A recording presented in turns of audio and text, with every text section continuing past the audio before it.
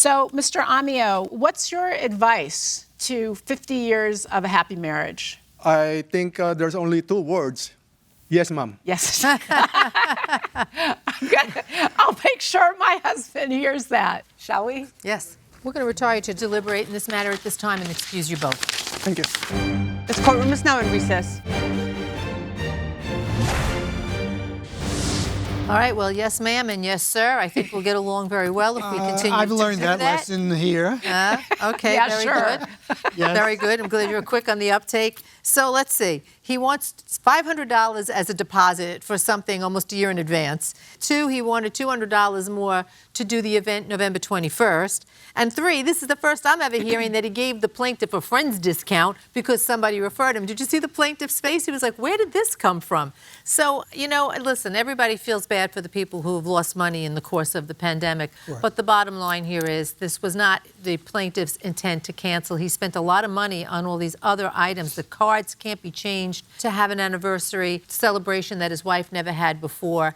And he's entitled to the return of his deposit, which was $300. I think the COVID situation has wreaked havoc on so many people and in so many different ways that we still haven't really appreciated fully what the consequences are. But here's a plaintiff who abided by the law, abided by the regulations, and did so, as you pointed out, with respect to other members of the community, and not to create a situation, a mass gathering where people would be exposed, was the right thing to do under the circumstances. And to penalize him by saying, well, you gave a $300 deposit, not only is it not legally sound, it would be not morally. He couldn't have played anywhere else. There was nowhere he was going to go. So it's not like he took the date and he lost out. He couldn't play anywhere for the other people, for anybody else. I think that the defendant was just in a situation where the pandemic left him with little money. I mean, I think that he feels like his hands were tied. Right. He was compromised too. It's hard when you're not booking jobs to refund something that you received on a contract. But, you know, it is what it is. As you pointed out, it would be both legally wrong and morally unjust not to give the plaintiff all of his money. I'm not implying the defendant was. No, I don't think he's either more. morally. No.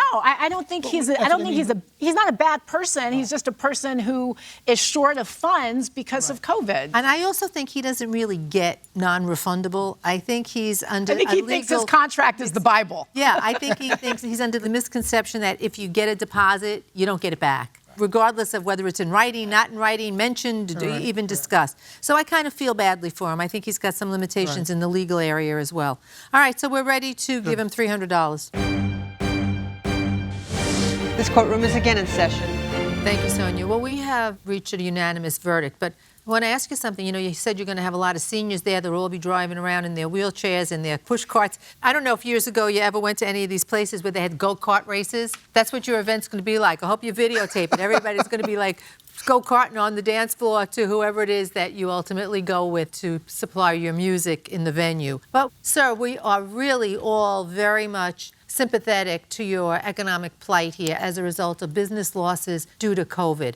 But on the flip side of that, there's no reason why the plaintiff, who has done nothing wrong here, who was looking for a wonderful event to celebrate with his wife, the love of his life, because he's known the 2 words that have made everyone happy for the 50 years, which is? Yes, ma'am. Yes, ma'am.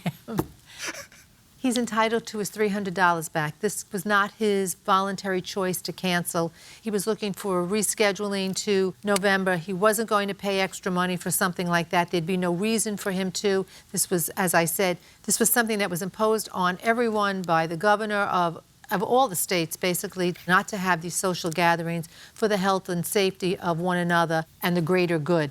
So you owe him the $300. Okay. I think you realize that it's a tough decision for everybody, but he is going to get back the $300 that he's entitled to for the deposit. You're going to have a wonderful event. You're going to continue to do well in business because you're talented, and I think that hopefully everybody will go on doing the things that are important to them in life. And, sir, the verdict is in your favor for $300, and it's unanimous.